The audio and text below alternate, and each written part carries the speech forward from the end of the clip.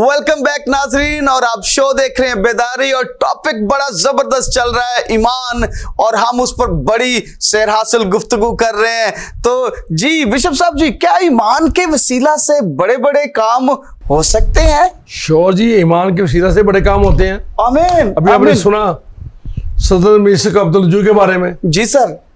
तो ईमान था वाह कि जब आग में जाएंगे तो हमारे साथ होगा। वो तो खुद आग है, आग उसकी तख्लीक है। जब भट्टी में गया तो क्या हुआ? वाह, कुछ अगर भी ईमान होता तो नहीं भाई, आग बहुत तेज है, नहीं जाना। बिल्कुल ठीक है। तेन सजदा कर देने, लेकिन ईमान था कि खुदा में क्या करेगा, एक बड़ा काम। भट्टी के अंदर आग नहीं लग रही, लगता जैसे एसी में है। घूम रहे, चल फिर रहे, बात कर रहे हैं। अरे यार, तो चौथा कौन आ गया है? ईमान था कि मेरा यस्सु आएगा, मुझे बचाएगा। ये था बड़ा ईमान से बड़े काम। खुदा कभी आपके ईमान को ठेस नहीं लगने देता। वाह। खुदा हमेशा आपके साथ रहता है। ईमान से बड़े बड़े काम होते हैं। वो बात के दानियल नबी को क्या किया? जी सर, जी सर। ईमान था कि मेरा यीशु मेरे साथ रहेगा। और बड़ा काम, वो शेर जो खाते थे उसको चाट रहे हैं, प्यार कर रहे हैं। किससे? क्योंकि ईमान था और खुदा ने उनको बदल डाला।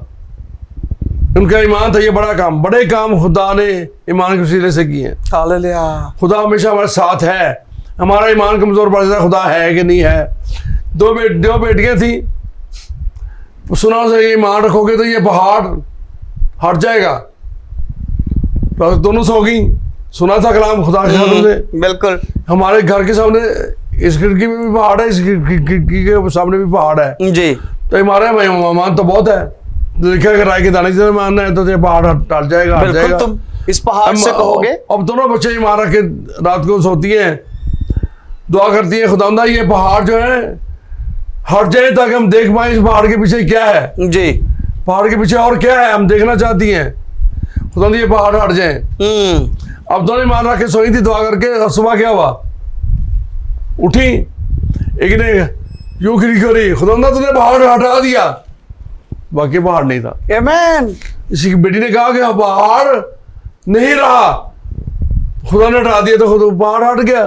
और एक बेटी उठी, हाय खिड़की खोलूं या ना खोलूं, पता नहीं पहाड़ हटाया भी कि नहीं हटा। एक दिन फिर दुआ करती हूँ तो क्या आ गया? शक आ गया। शक आ गया, ईमान ज्यादा रहा। बिल्कुल ऐसा ही है।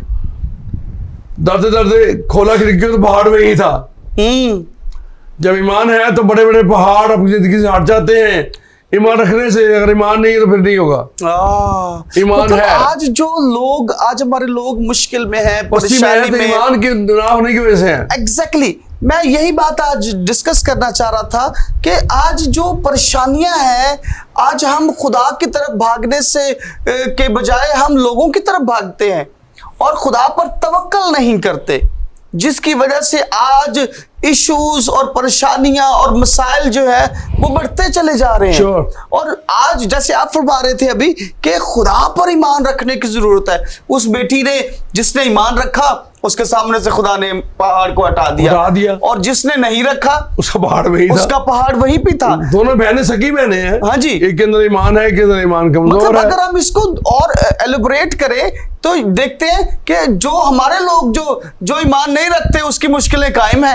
और जो ईमान रख लेता है उसकी मुश्किलें जाती रहती हैं। और वो खुदावंद में जीता है, खुदावंद में मसरूर रहता है। और कलाम जैसे फरमाता है कि खुदावंद में मसरूर रहे तो वो तेरे दिल की मुरादों को पूरा करेंगे। ईमान रखेंगे तो फिर ही होगा ना। हाँ जी। अब इसी लिहाज से हम इसको थोड़ा सा आगे बढ़ाते हैं। क्या ईमान के बढ़ने से ईमानदार की जिंदगी में साहब जी कोई तब्दीलियां आती हैं? ऑफ कोर्स, जब ईमान बढ़ता है तो कोई भी शख्स जो ईमान खुदावंद पर सच्चाई से रखता है खुदा का पसंदीदा हो जाता है।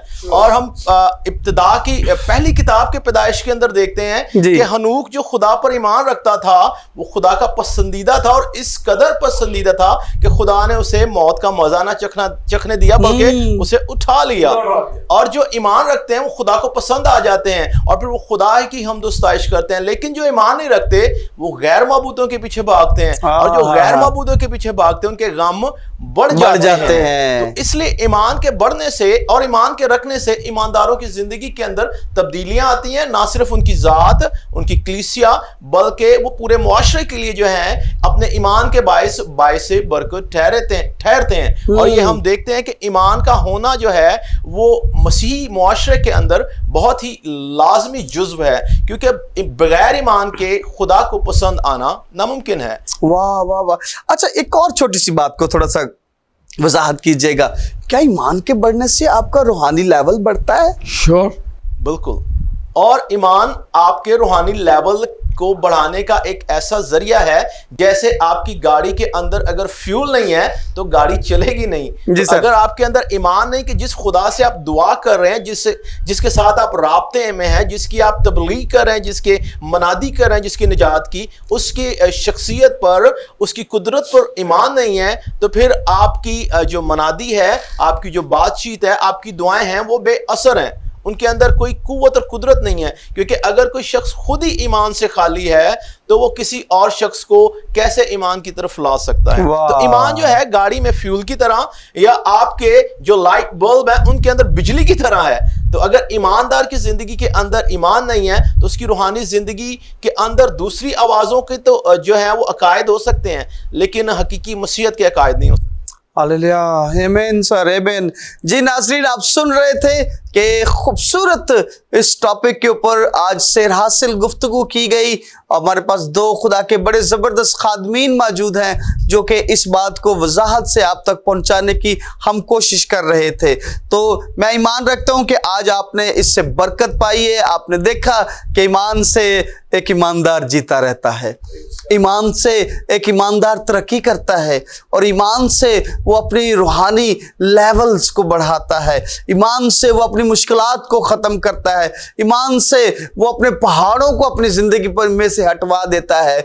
क्यों? क्योंकि उसका ईमान कामिल करने वाले यस्सु, ईमान के बानी यस्सु पर है। सो मेरे अजीजों, ईमान के बानी कामिल करने वाले यस्सु को तकते रहिए, उसके साथ जुड़े रहिए, उसके साथ जिंदगी गुजारिए। देखिए कि खुदा आपको किस कदर जो प्यार करता है, आपके लिए क्या क्या नहीं करता। सो मेरे अजीजों, आजमा कर देख कि खुदावंद कैसा भला खुदा है।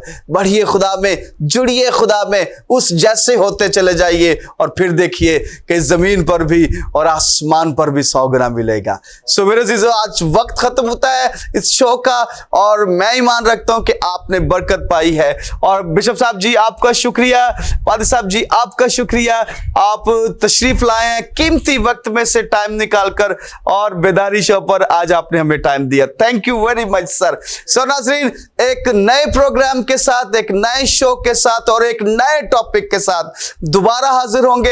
आप शो देखते रहिए बेदारी, ओनली ऑन जरमाया TV. God bless you all.